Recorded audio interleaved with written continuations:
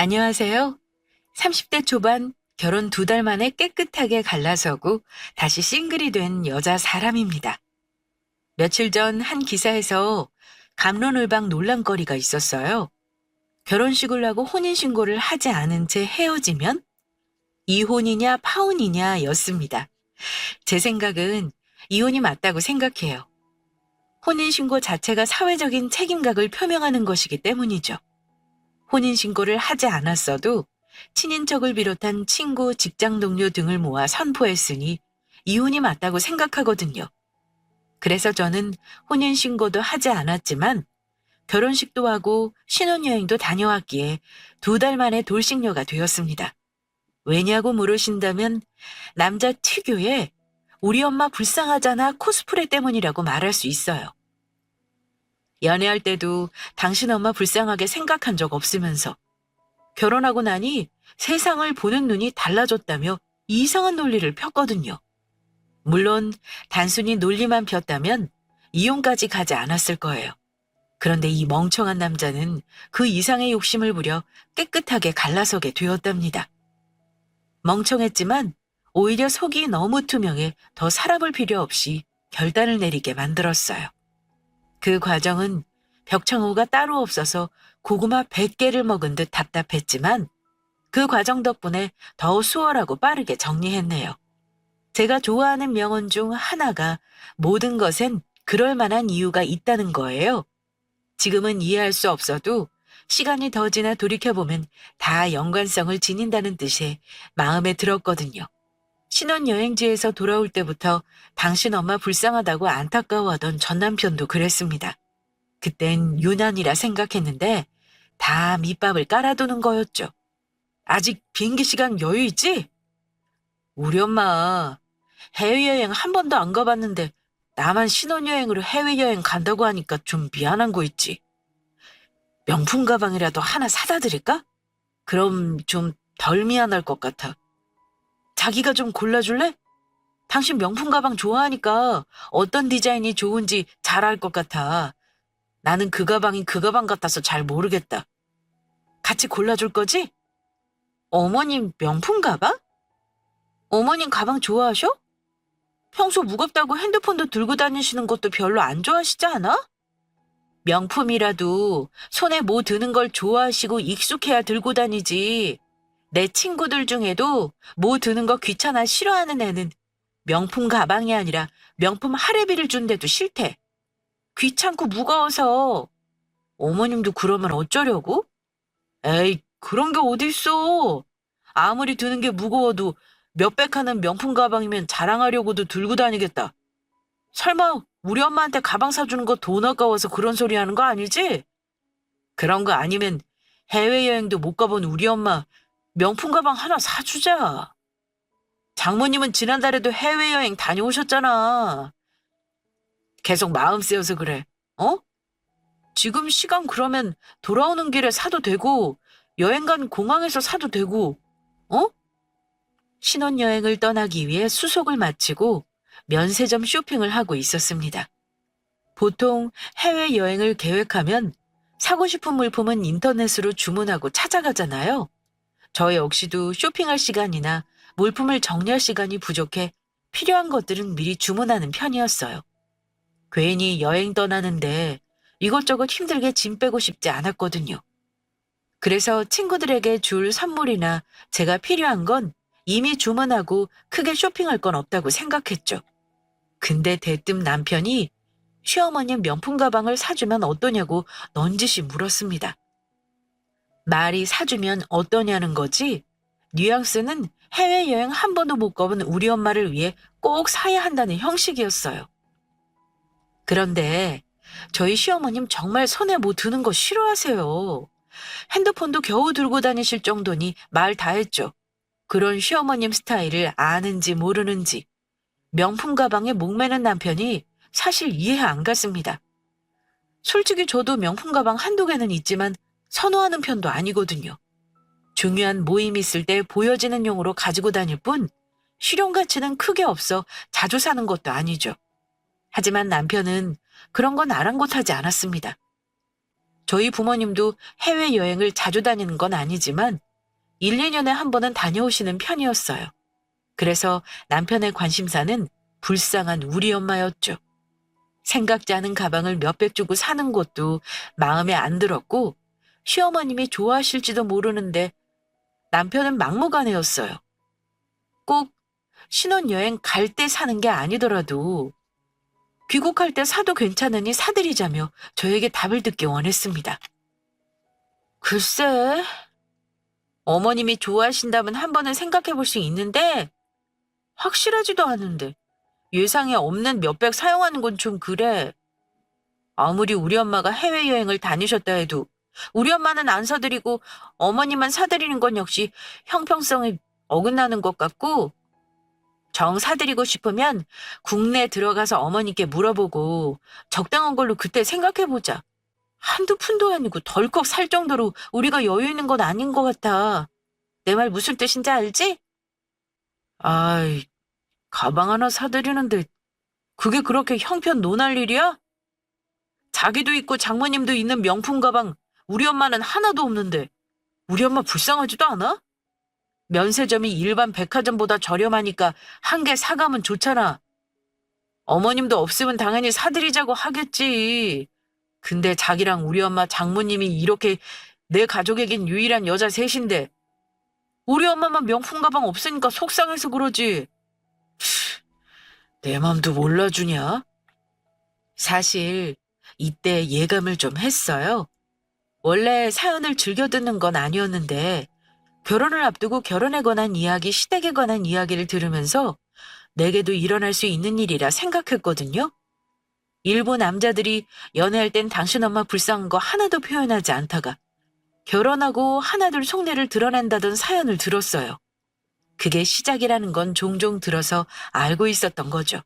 근데 신혼여행을 가는 동안 시어머님 불쌍하고 안쓰럽다고 명품 가방 사드리라는 그 말이 좀 쎄하게 들렸습니다. 뭐지? 싶었던 거죠. 전에 없던 시어머님 이야기가 나오는 게 이 남자도 그런 부류인가 생각을 고쳐먹게 만들었거든요. 연애 때 효자 모습이 보였다면 아예 결혼을 안 했거나 또는 어떤 효자인지 알고 싶었을 거예요. 효자 중에서도 내 부모만 소중한 사람이 있는 반면 사랑하는 여자의 부모님까지 소중하게 생각하는 사람이 있으니까요. 전자라면 안녕을 구하고 헤어지는 게 당연하죠. 하지만 후자라면 양가 부모님께 받은 사랑 되돌려주고 사는 거 전 좋다고 생각합니다. 하지만 결혼 전 연애할 때 남편 모습은 그 어디에서도 속하지 않았어요. 그래서 혼란스러웠죠. 왜 이런 부류의 남자들은 결혼하고 나면 갑자기 관심도 없던 자기 엄마가 안타까워질까요? 대리효도? 며느리는 봉? 어떤 생각을 하고 있는지 이해할 수 없고 고쳐 쓰지도 못하니 예의주시하고 레이더를 풀가동했답니다. 깊이 들어가기 전 유턴해서 나와야 하니까요. 왜 항상 슬픈 예감은 틀리지 않는지. 신혼여행에서 명품 가방을 시어머니께 선물하자는 이야기는 서론에 불과했어요. 자기야, 이리 앉아봐. 우리 이제 월급 관리에 대해 이야기 좀 하자. 나는 10일이 월급날인데 자기는 25일이라고 했지. 그럼 공과금이랑 생활비 같은 부분들 정리가 필요할 것 같아서. 우리 엄마 이제 용돈도 드려야 하는데 당신 월급 받으면 매달 말이나 초에 드리면 되겠다. 내 월급날 10일이라 어정쩡하니까 월말이라 월초에 드리는 게 한 달 예산 짜기도 편하니까 자기도 동의하지? 어? 어머님 용돈을? 그런 이야기 지금까지 없었잖아. 갑자기 어머님 용돈을 드리자고? 생각해보니까 그동안 용돈도 못 드리고 걱정만 끼친 것 같아서. 이젠 둘이 버니까 버는 금액이 늘었잖아. 그니까 이제 나 걱정하지 말라고 잘 살고 있다고 말해주고 싶어서. 어디서 보니까 그런 건 말보다 돈으로 하는 게 가장 확실하다잖아. 매달 엄마 나 잘 살고 있어 라는 말보다 용돈 척 드리면 얼마나 좋겠어. 안심되고. 둘이 보니까 안정적인 생활을 하는구나 하시면서 자기도 예쁘게 생각할 거 아니야. 그치? 대꾸할 가치를 느끼지 못했어요. 결혼 전 용돈을 드렸다면 그 부분은 진지하게 생각을 해볼 문제라 여겼죠. 결혼하고 드리던 용돈을 못 드린다는 건 사실 죄송한 부분이니까요. 저희가 그렇게 형편이 안 되는 것도 아니고 아직 아이도 없어서 드리는 용돈이 있었다면 당연히 줄이지 못했을 거예요. 저도 그렇게 막대 먹은 사람은 아니니까요. 그런데 전혀 아니었습니다. 결혼 전 철없이 지내던 모습에 걱정만 끼친 것 같아 잘 산다는 말로 안심하게 만들고 싶대요. 그 방법이 용돈이었습니다. 어디서 들은 말은 있어가지고 위로나 잔소리 같은 듣기 싫은 말들은 돈과 함께 하는 거라고 말하더라고요. 저도 들은 적 있거든요. 흔히 젊어서 고생은 사서 고생이다라는 말을 하잖아요. 젊을 때 힘들고 어려운 일을 겪는 건 돈 주고 겪어도 될 만큼 좋은 경험이라는 뜻으로 하는 말이지만 사실 고생 안 하면 더 좋다는 건 누구나 공감하는 사실이고요. 이런 말을 하고 싶다면 돈 몇백이 아니더라도 돈 몇십은 주고 해야 한대요. 그래야 듣는 사람도 공감하고 말하는 사람도 말의 진정성이 느껴진다고요. 그런 류의 글을 인터넷에서 본 기억이 있어서 모르는 건 아니었죠. 하지만 이건 다른 거라 생각했습니다. 그건 불필요한 말을 할 때나 돈 쓰면서 하라는 거지. 이건 경우가 다르잖아. 나는 내 돈 들이면서 어머님한테 예쁨 받고 싶지 않은데? 결혼해서 아이 낳고 잘 사는 것 자체가 예쁜 모습 아니야? 명절이나 생신에 용돈 드릴 거잖아. 그거와 별개로 매달 일정 금액 용돈으로 들 생각은 없어. 당신 우리 지금 사는 집 70%가 되추른 거 알고 하는 소리지? 둘이 벌어도 나가는 돈이 더 늘었는데 어떻게 용돈을 고정으로 드리자는 말을 서슴없이 하는지 솔직히 이해가 안 간다. 왜 또 이해까지 하려고 해? 딱 봐도 눈에 보이잖아. 우리 엄마 고생한 거. 장모님하고 다른 인생 살아오신 거. 당신도 봐서 알지 않아? 똑같이 자식 낳아 키웠는데 결과가 다르잖아. 이제 나도 결혼해서 안정적인 삶을 살기 시작했으니까 우리 엄마도 달라져야지. 안 그래? 혹시 말이야. 나 모르게 연봉을 났어? 뭐 그랬다면 그 오른 금액만큼 어머님 용돈 드린다는 건 뭐라 안 할게. 예상했던 범위보다 당신 말대로 수입이 늘었으니까. 뭐 그 정도는 나도 이해하도록 해볼게. 그런 거야? 뭐야. 안쓰러운 우리 엄마 용돈 주려면 내 월급이 올라야 해? 그래야 줄 수 있을 정도로 우리가 못 사는 거 아니잖아. 나가는 돈이 많아도 결혼 전보다 내 월급의 2배 이상 수입이 늘었는데 어떻게 엄마한테 매달 용돈도 못 드리냐? 그게 말이 돼? 아무리 나가는 돈이 많아도 월급 다 쓰는 것도 아니고. 남편이 워낙 당당하게 시어머님이 불쌍하다고 안쓰럽다고 용돈을 드렸으면 하길래 전 혹시 저 모르게 연봉이 올랐나까지 생각했어요. 생각하는 것처럼 정말 총 수입이 늘었다면 그 포기에 얼마든 결혼해서 환경이 좋아졌으니 혼자 계신 엄마 생각할 수 있겠다고 싶었죠. 물론 속에선 천불이 나고 뒤엎고 싶을 만큼 이해가 안 되었지만 그래도 전 제 선에서 좋게 마무리하고 싶었습니다. 그래서 제가 이해할 수 있는 적정선의 범위에서 남편에게 말을 꺼낸 거죠. 혹시 저 모르게 연봉이 올랐으면 당신 의견에 동의하겠다고요. 그런데 돌아오는 답변은 역시나 아니네요. 남편 월급이 저보다 200만 원 정도 적어요. 그러니 남편 입장에선 자기 월급보다 2배 이상 수입이 늘었고 아무리 나가는 돈이 많아도 시어머님 용돈 줄 정도로 넉넉하다고 생각하는 것 같았습니다. 이건 제가 어떻게 할 수 있는 부분이 아니었어요. 말도 안 되는 개논리를 펴니 아예 말도 못 꺼내게 선을 그어야겠다 생각을 정리하고 있었죠. 더 이상 이야기하면 나 화날 것 같아? 하루살이야? 평생 그만한 집에서 살고 아이도 안 낳고 노후 대비도 안 할 거야? 앞으로 갈 길이 먼데 대체 다달이 어머니께 용돈을 무슨 수로 준비한다는 건지 모르겠어. 혹시라도 내가 임신해서 아이 키우며 일을 못하게 되면 그땐 어쩌려고 그래? 벌 수 있을 때 저축도 하고 혹시 모를 상황도 대비해야 하는 거 아니야? 당신이 어머님 용돈 드리고 싶으면 투잡이라도 해. 일찍 퇴근하니까 밤에 대리운전이라도 해서 그 월급 고스란히 드린다면 내가 그건 터치 안 할게. 그만큼 어머님 안쓰럽게 생각하는 당신 진심을 봐서라도 그게 아니면 더 이상 어머님 용돈 이야기 거론하지 마. 더 이야기하면 나 화낼 거야. 그런데 남편은 그런 저의 생각과 다르게 넘지 말아야 할 선을 넘고 말았습니다. 정말 언감생심도 유분수지. 결혼이라는 제도 하나로 남의 돈을 꽁으로 넘보더라고요. 왜 제 수고와 노력이 고스란히 시어머님에게 가야 하는지 말하는 면상을 한 대 휘갈기고 싶었답니다. 생각해보니 당신 말이 맞다. 당신 몸도 약해서 임신하면 회사 제대로 못 다닐 수도 있고 그때 용돈 못 드리면 또 걱정하실 수 있으니까. 용돈은 우리가 어느 정도 저축하고 나면 드리는 게 맞는 것 같아. 당신 말이 맞아. 그래서 하는 말인데 그럼 앞으로 용돈 드리는 것도 아니니까 결혼하고 처음 받은 당신 월급 우리 엄마한테 주는 건 어때? 앞으로 매달 드리는 것도 아니고 이만큼 우리 많이 벌어 잘 살 거니까 걱정하지 말라는 의미로 말이야. 이건 괜찮지? 신박한 논리를 펴는 남편을 저는 가만히 쳐다보고 있었어요. 대체 어떤 뻔뻔함을 가지면 이런 말을 할 수 있을까 싶었거든요. 솔직히 결혼하고 그동안 용돈 드린 적 없으니 조금 쪼들리더라도 남편이 자기 월급을 드리고 싶다고 말했으면 그건 고민해 봤을 것 같습니다. 물론 앞으로 그런 일 없다는 전제 하에서요. 그런데 이건 도를 지나쳐도 너무 지나쳤더라고요. 평생 당신 엄마 용돈에 용돈은커녕 밥 한 끼 사드린 적 없으면서 본인보다 훨씬 많은 제 월급을 통째로 넘길 생각을 하다니 이건 누가 봐도 제정신이 아니라고 할 발언이었습니다. 그런데 남편은 아닌 것 같았어요.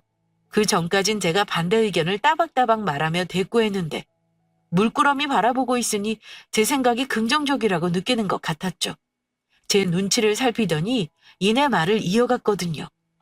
사실 우리 엄마 고생 많이 했어.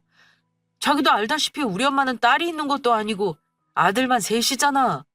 거기다 내가 첫째고 아들들이 딸처럼 살가운 것도 아니고 아버지도 살아생전 무뚝뚝해서 엄마 챙겨준 적 없으니 나도 자라면서 엄마 챙길 생각도 못했지 뭐.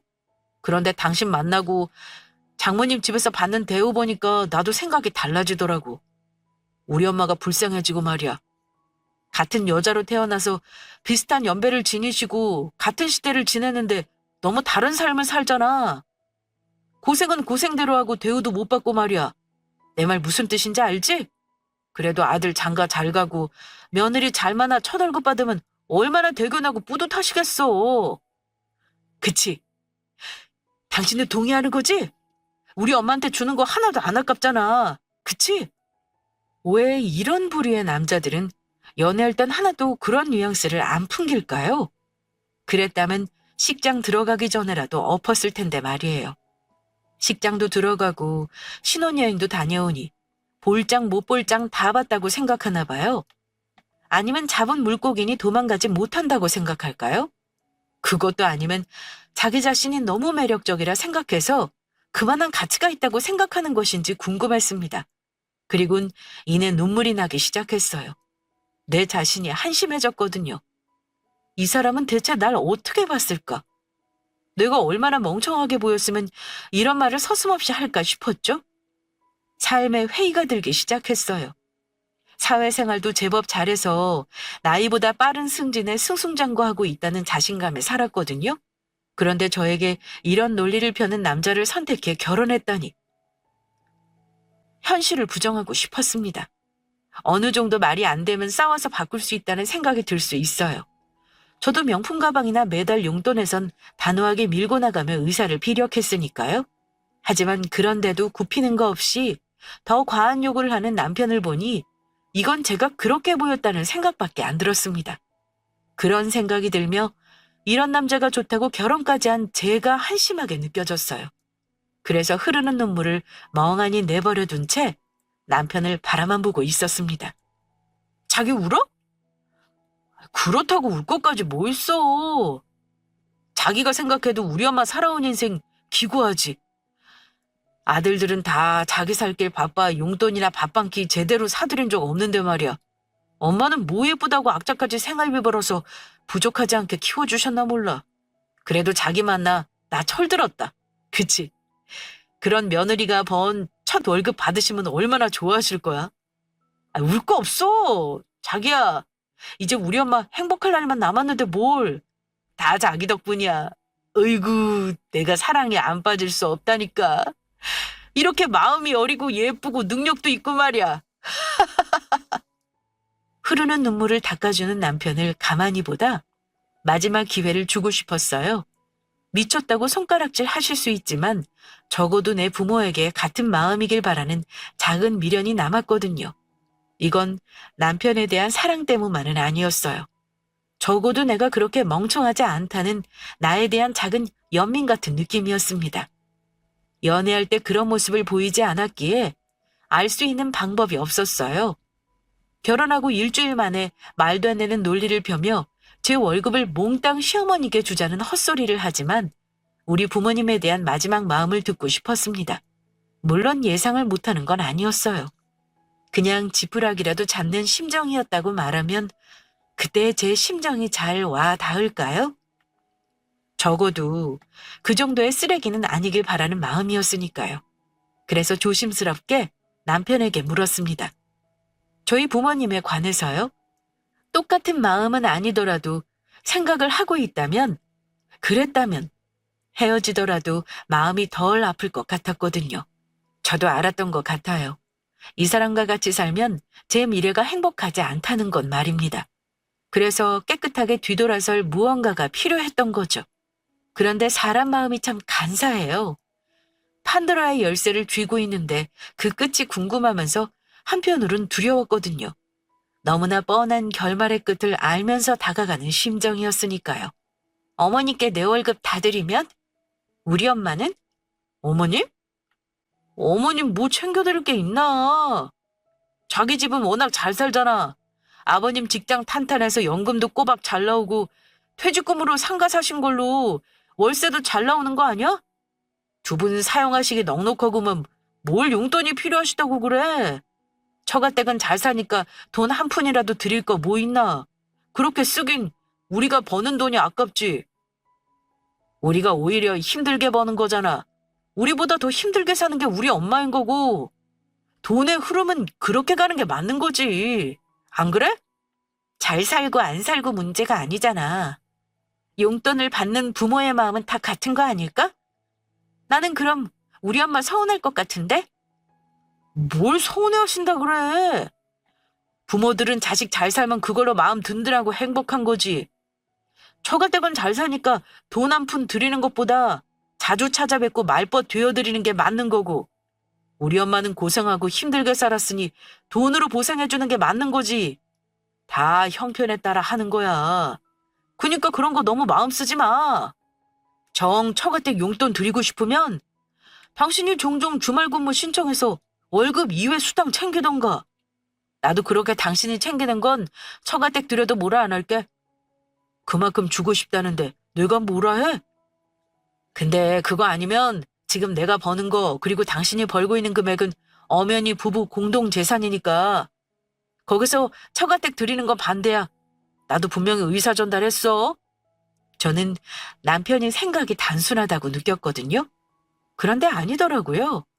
오히려 고단수구나 하는 느낌을 받았습니다. 시어머님 용돈을 드리고 싶다는 말을 꺼냈을 때 제가 투잡으로 대리운전이라도 하라고 했던 말을 고스란히 저에게 써먹었으니까요.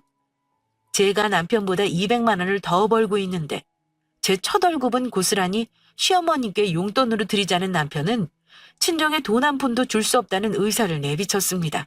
그러더니 오히려 저를 농락하는 것처럼 말했죠. 그래도 정 주고 싶다면 주말 근무를 신청해 수당을 챙기라고요. 그래서 준다면 그걸로 남편 역시 저에게 갑론을박하지 않겠다는 말을 하는데 남편이 다시 보였습니다. 제가 더 이상 이런 놈과 살 이유가 없다는 건 너무도 분명했어요. 그런데 왠지 억울했습니다. 이런 놈 만나 결혼하려고 연애 기간 포함해 지난 2년간 시간을 버렸나 싶었거든요. 즐거웠던 순간도 말도 안 되는 상황을 보니 모두 다 허무하게 무너지는 기분이었어요. 어떻게 한 방 제대로 먹일까 생각했는데 방법이 떠오르지 않았습니다. 답답한 마음에 일이 손에 잡히는 것도 아니고 고구마 몇 박스를 혼자 먹고 물 한 모금도 못 마신 채 지냈던 시기였죠. 오빠, 오랜만이야. 귀국한 거야? 이모한테 오빠 귀국한 이야기는 들었는데 내가 요즘 정신이 없어서 연락도 못했네. 그래, 신혼이 얼마나 달콤한지 오빠 들어왔다는데 연락도 안 해서 내가 친히 했다.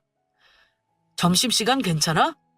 신혼부부 저녁에 밥 먹자는 건 오바인 것 같고 솔직히 너 결혼한 사람 마음에 안 들어서 얼굴 보자는 소리 안 나오니까 점심에 너랑만 우선 밥 먹을까 해서 내일 시간 괜찮지? 여전하네.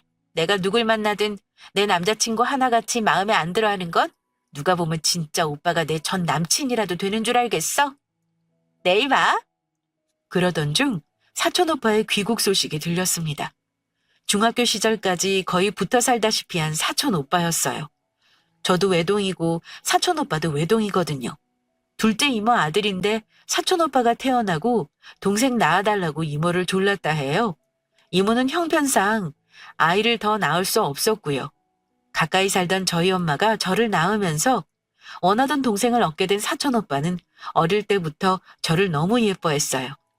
나이는 2살 차이지만 사촌오빠 생일이 빠르고 제가 느려서 3살 차이나 다름없거든요. 제가 중학교를 졸업하던 시기, 사촌오빠가 이모 가족이랑 미국으로 이민을 갔어요. 그래도 워낙 친해서 메일을 주고받고 전화도 하고 1년에 한 번이지만 사촌오빠가 국내 들어올 때면 늘 붙어 다녔죠. 결혼식에 오고 싶어 했지만 한국에 오는 회사 일정을 맞추다 보니 어쩔 수 없었어요. 그래서 제 결혼식이 지나고 3주 뒤 이렇게 귀국한 거죠. 결혼식 못 오게 된 걸 미안해 했지만 사실 그게 제 귀에 들어오지 않았어요. 옛 시조처럼 그런들 어떠리 저런들 어떠리 그런 기분이었거든요. 결혼식이 아니라 눈앞에 펼쳐진 헬지옥에서 빠져나가야 했으니 사촌오빠의 미안한 마음이 잘 전달될 리 없었죠. 결혼해서 한참 신혼당군 빠져있을 시기 아니야? 얼굴이 왜 이렇게 헬쓱해졌어? 가뜩이나 못생긴 얼굴 더 못나졌잖아. 왜? 장서방이 잘 안 해줘? 저녁에 불러. 되도록 늦게 보려고 했는데 만나서 혼내줘야겠다. 뭐야? 뭘 속상하게 하는데? 오랜만에 만난 사촌오빠는 정말 든든한 방패막이처럼 굴었어요. 피식 웃음이 나면서 안도감이 왠지 모르게 들었습니다. 누구에게 말하기도 싫은 치부를 들추는 것 같았지만 사촌오빠는 왠지 제 편이 되어줄 것 같았거든요. 오빠, 나 이혼하려고. 연애할 때 시어머님이랑 친하지도 않았고 지금까지 평생 용돈이 뭐야? 생활비 한번 드린 적 없으면서 결혼식 끝나자마자 시어머니 불쌍해 죽겠대. 신혼여행 가는데 명품 가방을 사달라 그러질 않나. 이제 결혼해서 안정적으로 사니까 다달이 용돈 드리고 싶다는 거 있지? 내가 대출받아 집 샀는데 그게 말이 되냐고 안 된다니까. 그럼 첫 달 월급 시어머님 용돈을 드리지? 그럼 얼마나 대견하고 잘 사는 우리 모습에 안심하겠냐고? 근데 그 첫 달 월급이 지 월급도 아니고 내 월급이야. 진짜 오빠 만나서 이런 말 하기도 창피하다. 그래서 주저리 다 털어놓았습니다. 사촌오빠는 묵묵히 듣고 있더라고요. 그러더니 제 말이 끝남과 동시에 제 머리를 한 대 쥐어박았어요. 이렇게 남자 보는 없어서 어떻게 하냐고 핀잔 제대로 들었죠.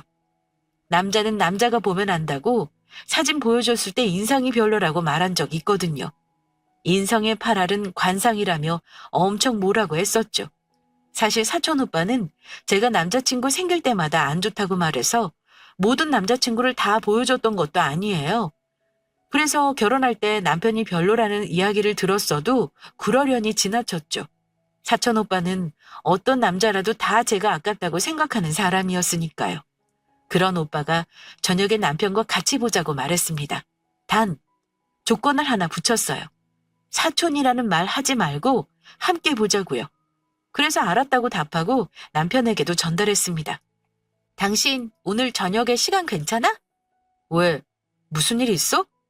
아니, 오랜만에 연락 온 지인이 결혼식에 못 왔다고 미안해서 밥 한 끼 사고 싶다는데 당신 시간 괜찮은가 해서. 그래? 그럼 가야지. 나는 세상에서 제일 맛있는 게 누가 사주는 밥이더라.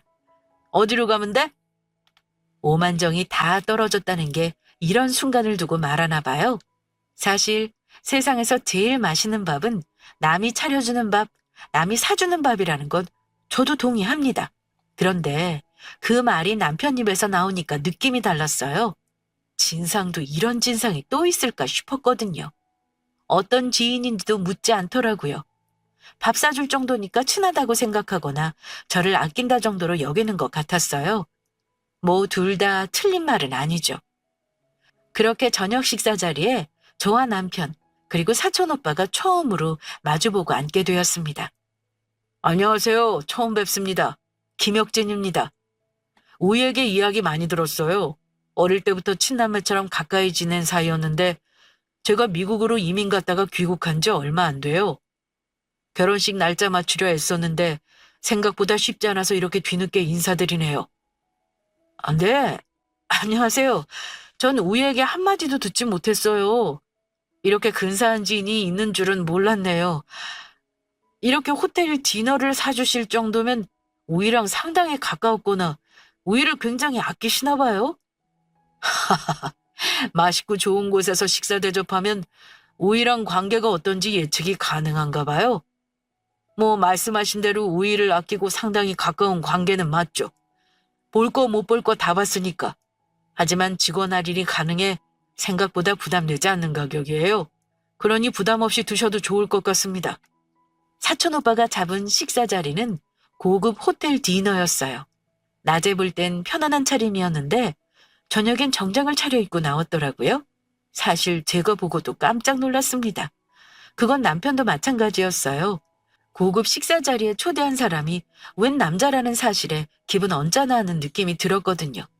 그래서 사촌 오빠를 도발할 생각에 저와 가까웠거나 아꼈던 것 같다고 말했던 거죠. 그걸 사촌 오빠는 또 받아치더라고요. 볼 거 못 볼 거 다 봤으니 상당히 가까운 거 맞다고요. 정말 사촌이라는 말 하지 말라는 이유가 이거였나 싶을 정도로 옆에서 이야기를 듣는 내내 흥미로웠어요. 막혔던 고구마가 서서히 뚫리는 느낌이 드는 저와 다르게 남이 사주는 밥이 제일 맛있다던 남편은 표정이 점점 어두워지고 있었죠. 우희 부모님이 우희 어릴 때부터 대리 사이 원하셔서 우희가 어떤 남자랑 결혼할지 정말 궁금했어요. 여행도 다니고 우희 하나만 있어서 우희 결혼하면 북적대는 분위기면 좋겠다고 늘 말씀하셨거든요.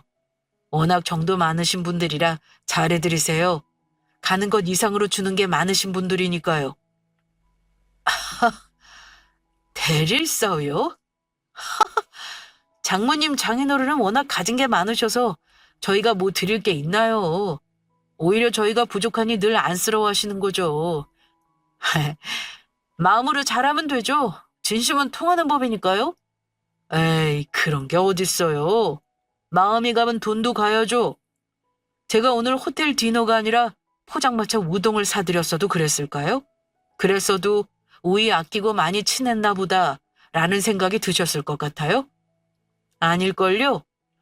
두 번 다시 만나지 말라고 화냈을 거예요. 사람 마음이 다 그렇죠.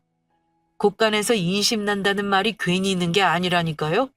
사촌 오빠는 작정을 한 것 같았습니다. 비싼 식사 대접을 하는 이유가 너무 분명했던 거죠.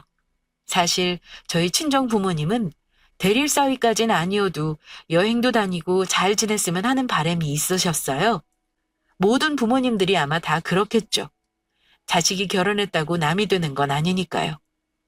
정말 결혼을 잘하면 없던 딸이 생기고 없던 아들이 생겨 더 행복해질 수 있잖아요. 거기엔 당연히 금전적 여유가 더해져야 한다는 게 사촌 오빠 이야기였어요. 가난하면 돌볼 마음도 안 생기고 곳간에서 인심 난다는 옛말이 괜히 있는 게 아니라고요. 그 말을 듣는 전 진짜 속이 뻥 뚫리는 것 같았습니다. 남편이요? 상당히 불편한 티를 냈어요.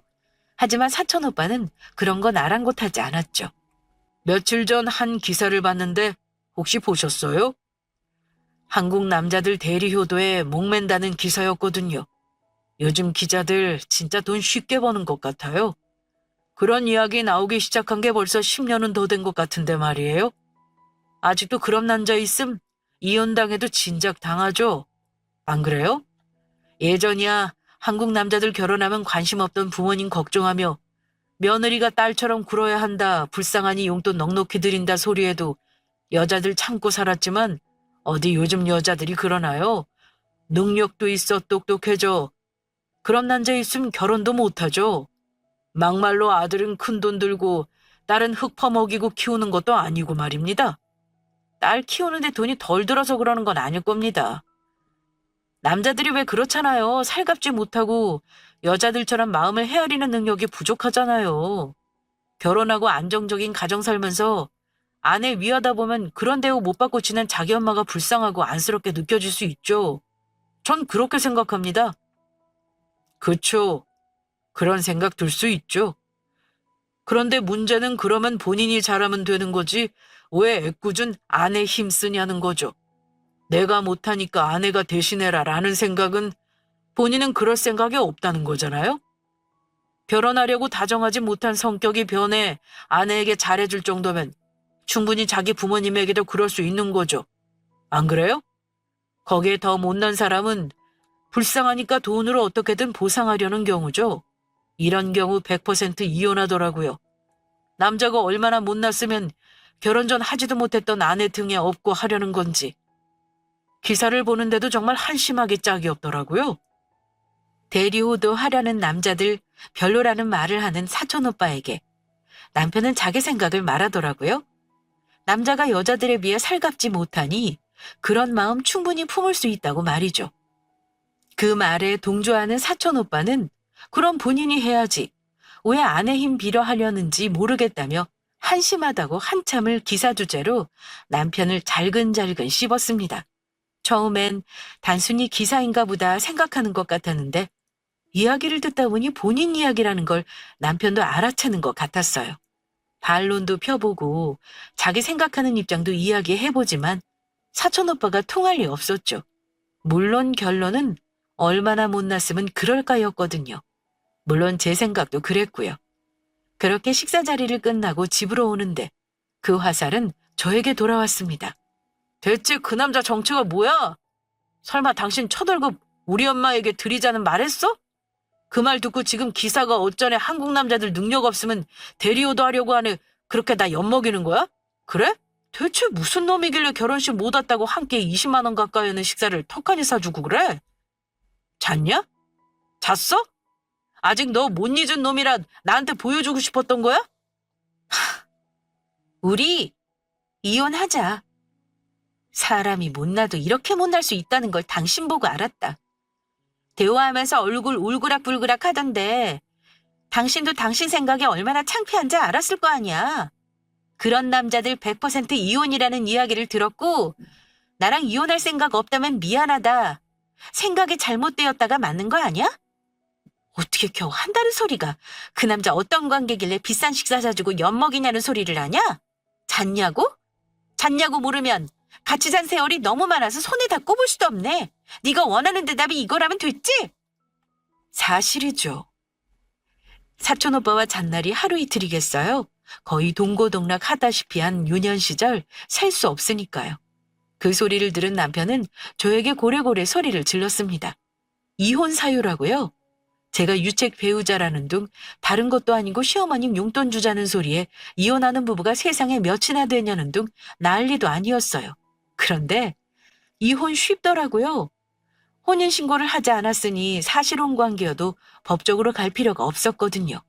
물론 남편이 악한 마음을 품고 사실혼 관계이고 어떻게 하려고 했으면 좀 번거롭고 시끌벅적했을 수 있어요. 하지만 그럴 배포도 없는 놈이었죠. 그렇게 이혼하게 되었습니다. 당분간 누굴 만나는 건 생각하지 않으려고요. 저 남자 번호는 바닥에 있다는 거 알았거든요. 사촌오빠는 앞으로 자기가 허락하지 않은 남자는 만나지도 말고 결혼 생각은 더더욱 하지 말래요. 그리고 지켜보는 괜찮은 놈 하나 있으니 6개월만 더 검증 끝나면 저에게 소개해주겠다는 말도 했습니다. 참 든든하죠? 요즘 벚꽃이 만발한 게 정말 이뻐요. 저에게도 봄꽃처럼 화사하게 만발할 날이 언젠가 올 거라는 기대감으로 짧고 굵었던 첫 결혼 생활 잊겠습니다. 긴 글 들어주셔서 감사해요.